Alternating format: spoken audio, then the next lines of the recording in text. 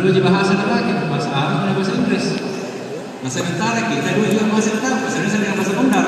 Helikopter yang tinggal di sana, sama gambarannya kira-kira kalau dua pesawat jatuh mati semua. Di Arab Saudi. Tolong Bapak Ibu ya, perhatikan. Kalau bilang kasih bawa ke payung kalau siang, dan kalau tidak bawa masker, dan keluar kalau tidak bawa. Jadi petugas program. Apalagi kalau jemaah haji pergi tidak bilang kita, dan itu petugas program tidak tahu kemana. Dari jam berapa nanti? Mereka Pak harus bersuni, jangan lama lagi. Tapi ini sudah jam berapa? Jangan ibadah. Petugas kesehatan hotel, kita rombongan pekerja datang ke kamarnya. Itu secara dua. Hanyalah 9 yang meninggal.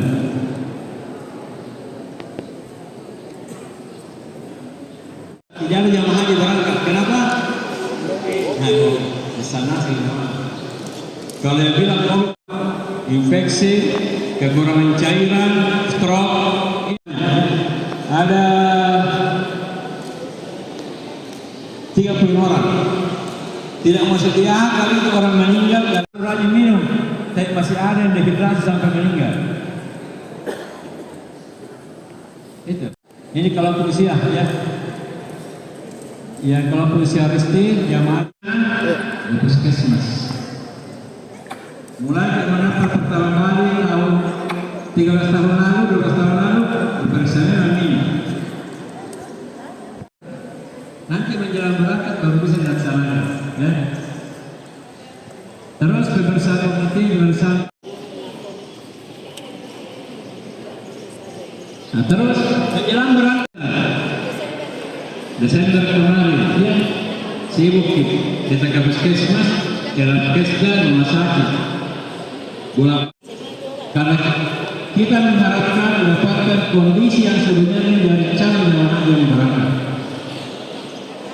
Sudah apa dikeluarkan oleh alat pemeriksaan. Itu yang diinformasi tidak boleh dikirim tidak bisa masuk. Ini harus sama.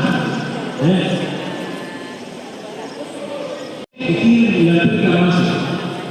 Ini harus sama. 12-13 tahun masa tunggu, ya. Jadi mulai pertama kali mendaftar sampai tahun lalu itu akan persoalan ya, persoalan yang bisa dilaksanakan. Oke, boleh. Tapi ini panjang.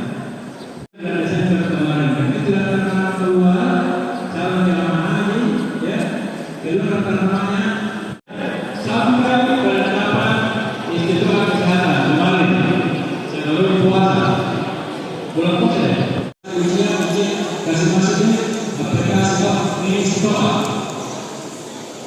sampai di sini begitu bagusnya perhatian pemerintah kepada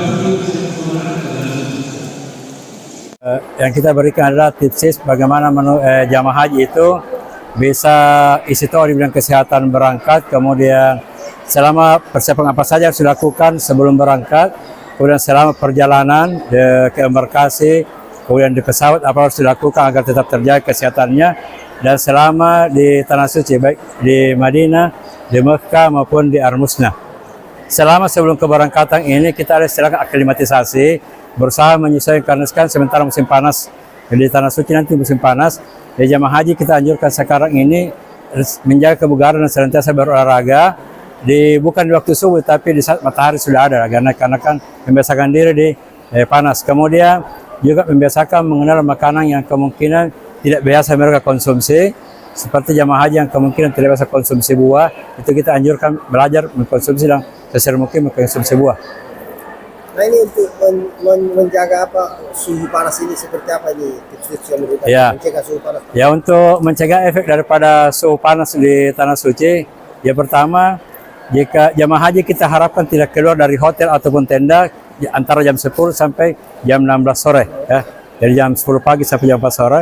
Yang kedua, kalau harus keluar dari tenda atau keluar dari hotel, yang pertama bawa perlindungan diri seperti bawa payung atau bawa topi lebar, kemudian pakai masker, kalau bisa pakai kacamata, kemudian bawa botol air minum yang sudah diisi.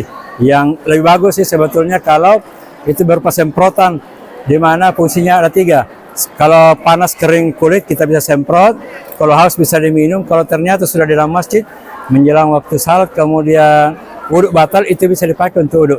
Jadi kita anjurkan botol air minumnya itu yang berupa semprotan itu diisi dengan air Zam-Zam.